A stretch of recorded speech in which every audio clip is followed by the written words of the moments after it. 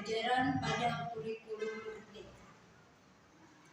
Sebelum melangkah lebih lanjut mengenai asesmen pada kurikulum merdeka, maka kita perlu mengingat kembali apa itu asesmen. Iya, betul. Asesmen adalah aktivitas yang menjadi satu kesatuan dalam proses pembelajaran. Mengapa dikatakan sebagai satu kesatuan dalam proses pembelajaran? Karena setiap kali guru melakukan proses pembelajaran, maka di dalamnya harus ada asesmen. Kenapa asesmen harus dilakukan? Agar guru bisa mencari bukti ataupun dasar untuk mengambil pertimbangan ketika guru akan memutuskan bahwa ketercapaian tujuan pembelajarannya itu berhasil atau tidak. Sehingga asesmen dalam pembelajaran ini wajib untuk dilakukan oleh seorang guru ketika melakukan kegiatan pembelajaran. Adapun jenis-jenis asesmen dalam kurikulum merdeka antara lain adalah asesmen as learning, yaitu sebagai refleksi dalam proses pembelajaran, asesmen for learning sebagai perbaikan dalam proses pembelajaran, dan asesmen of learning sebagai evaluasi akhir dalam setiap kegiatan pembelajaran. Adapun macam-macamnya adalah asesmen formatif dan asesmen sumatif. Asesmen formatif yaitu umpan balik pembelajaran untuk perbaikan dalam proses pembelajaran selanjutnya. Dalam asesmen formatif terdapat asesmen awal atau asesmen diagnostik dan asesmen pada proses pembelajaran. Sementara itu, asesmen sumatif adalah asesmen yang dilakukan untuk memastikan ketercapaian keseluruhan tujuan pembelajaran yang telah dilakukan, sehingga asesmen sumatif ini biasanya dilaksanakan di akhir bab pembelajaran. Lalu, bagaimana Bapak dan Ibu guru semua bisa menerapkan asesmen pada pembelajaran? Asesmen formatif biasanya dilakukan di awal pembelajaran atau disebut juga dengan asesmen diagnostik.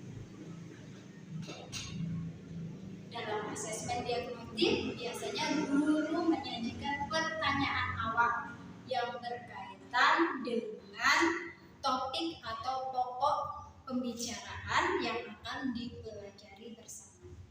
Selain itu, guru juga bisa melakukan asesmen awal ini dengan cara menggunakan rubrik ataupun observasi. Sementara itu, asesmen formatif pada proses pembelajaran juga dapat dilakukan dengan cara mengajukan pertanyaan tertulis terkait materi pembelajaran. Kemudian bisa juga menggunakan penilaian diri atau antar teman, dan selain itu juga bisa menuliskan refleksi dari kegiatan pembelajaran yang telah dilakukan. Dan yang terakhir, asesmen sumatif. Asesmen sumatif ini bertujuan untuk menilai pencapaian tujuan pembelajaran dan atau peserta didik sebagai dasar untuk menentukan kenaikan kelas atau kelulusan suatu pendidikan. Oleh karenanya, asesmen sumatif ini biasanya berupa penilaian akhir semester, penilaian tengah semester, dan lain sebagainya. Adapun instrumen-instrumen dalam penilaian itu bermacam-macam. Di antaranya boleh dalam bentuk rubrik, kemudian checklist, kemudian catatan anekdot, serta grafik perkembangan belajar siswa. Selain itu, jenis-jenis instrumen penilaian yang dapat digunakan oleh guru antara lain adalah observasi, proyek, kinerja, kemudian tes tertulis, tes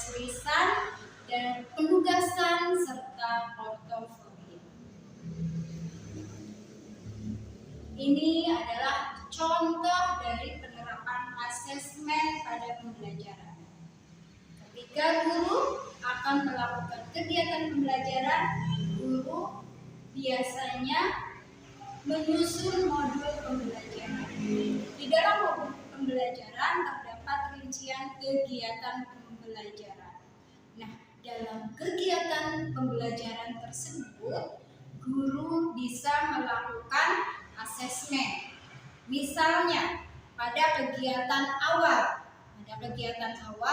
guru dapat melakukan asesmen formatif, yaitu dengan cara mengajukan pertanyaan atau memberikan